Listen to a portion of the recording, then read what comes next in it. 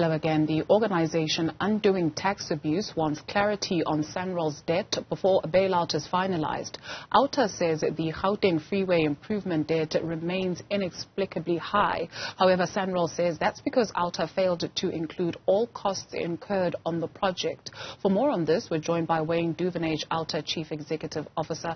Wayne, always good to see you. Thank you very much for availing yourself this afternoon. So this is what we do know, right? That Treasury is saying the Gauteng government must pay 30% of the debt, which is some 14.1 billion rand, and national government will cover 70% of the debt and interest obligations, some 32.9 billion rand.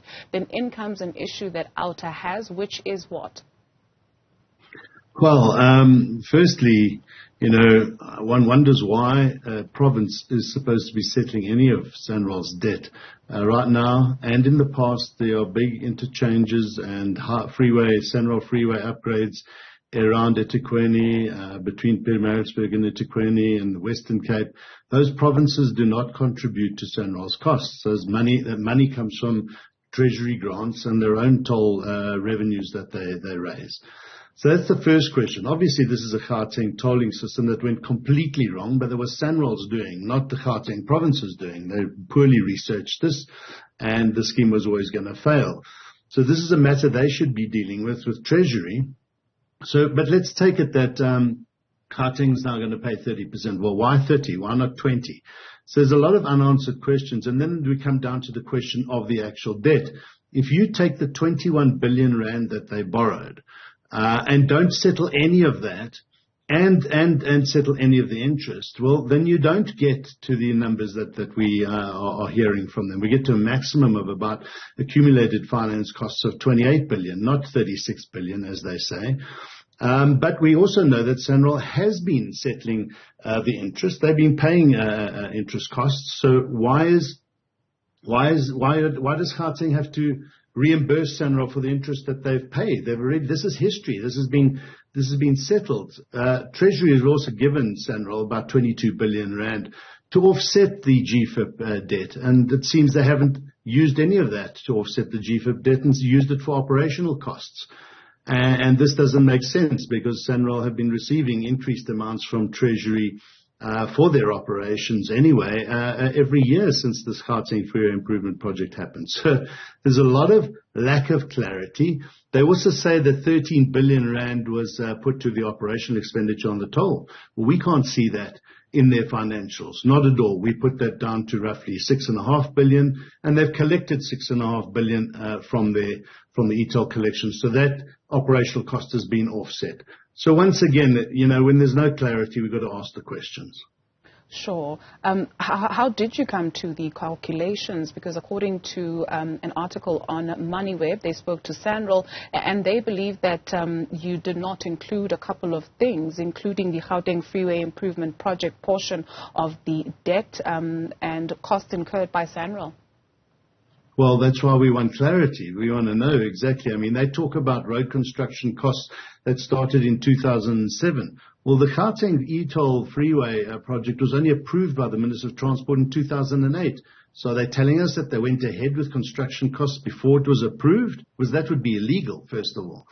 And then secondly, if they're saying that we're not taking into account the operational expenses, well, we've looked at their financials, and in the costs of additional or other administrative costs, which is where we believe these costs sit, we don't get this fee or this cost of 13.1 billion rand that they speak about over the period. So we'd like to know how they arrive at these figures, but certainly the interest and the loan amount is the big question, and they have been settling that interest since the interest has arisen. That's in their financials. So the question really is, so Sanral have operated for 10 years with a failed system. They've been settling these the interest costs. They've been getting money from Treasury, and now they want to get more money from the Gauteng province, which doesn't have this money. So Gauteng's going to have to go and get a loan from Treasury. Well, Treasury gives them 90% of their income anyway. So what are they going to do? Take it away from hospitals and education? No, it just doesn't make sense. So all of this is really a problem when there's a lack of transparency. We need Sanral to explain this 100%, year by year, line by line. We've got their financials, we've analyzed it, and it doesn't make sense. So if Gauteng does not have this money, what then does it mean? You mentioned hospitals and schools. What about you and I?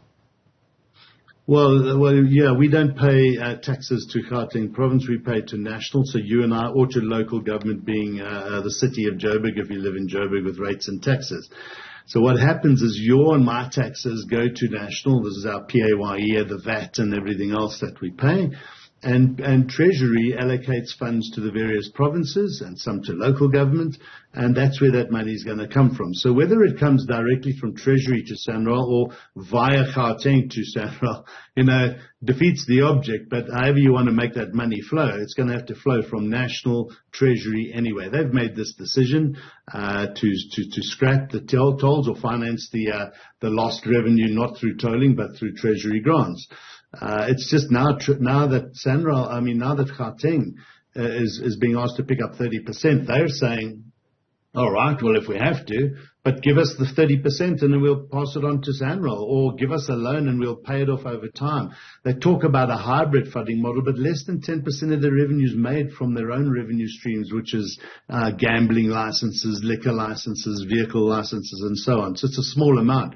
So I don't think they're going to get much from their own revenue streams. It's all going to have to come from Treasury anyway. What more do you know, at least, about this proposed hybrid model? Well, nothing other than it's confusing, because the hybrid model, one thing we do know for certain is that it doesn't include e-tolls.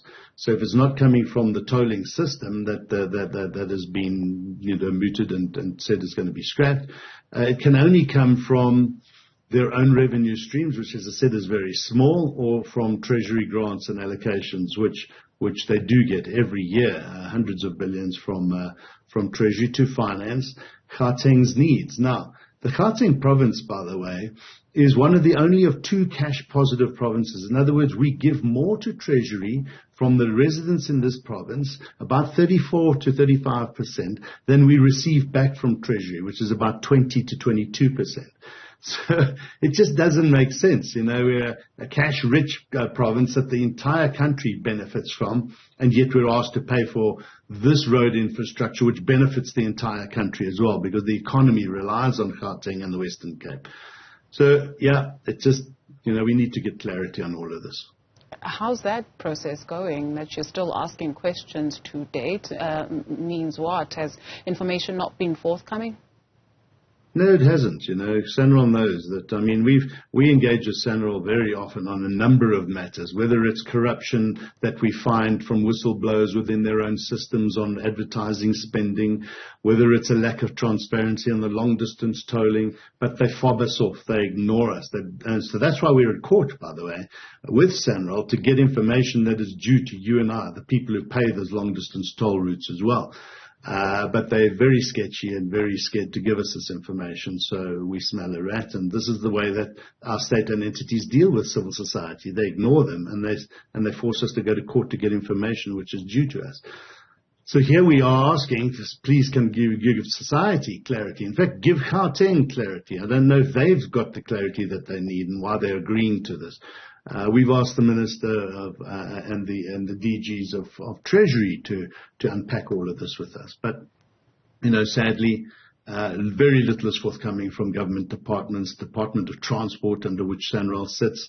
It's really, really tough to get information out of government these days, which is very sad, because you want a government that is transparent, that is willing to work with civil society, as the President recently called and said, we need to work closely with civil society, because we've got a lot of solutions, we've got questions as well, and we just need answers to those questions. And when they don't give those answers, we have to assume that they are hiding information from us.